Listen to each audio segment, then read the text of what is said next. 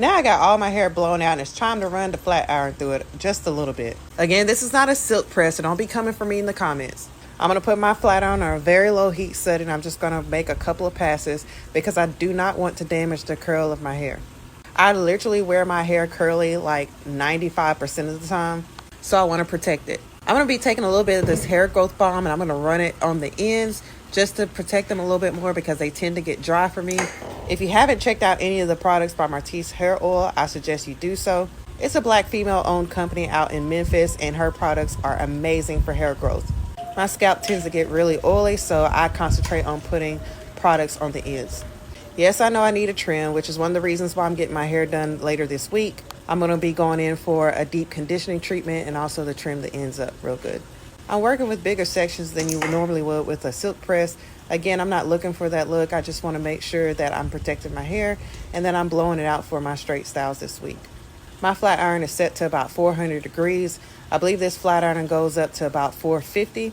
I've already put a heat protectant on in the first step of me blow drying it, but I still don't want to take it up to the highest heat. Again, I want to protect my curls. Keep in mind that my hair is also color treated, so I don't want to put too much heat on it and color at the same time. I like to let the professionals handle that part. This flat iron is just a random flat iron for, like $19, $29 or something that I found out of TJ Maxx. I don't even know the brand, but what I'm on a mission to do next is find a good set of quality flat irons. So if you know any, leave some information in the comments for me to try out. I love these big butterfly clips because it tends to help me keep all the hair out of my face while I'm working with the sections. Again, I'm not going to make too many passes through the hair as I'm not looking for that silk press look right now. I love big hair. It took me about 45 minutes or so to finish it completely after blowing it out. And blowing out took about 30 minutes or so.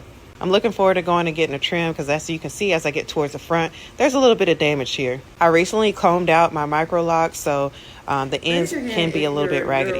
When I get to the front, I do tend to work with a little bit smaller sections, especially on the edges because I don't want to expose it to too much heat. As you can see, due to the lighter color, it's more blonde in the front, which means it's been more color treated, so I really want to protect that part of my hair as well.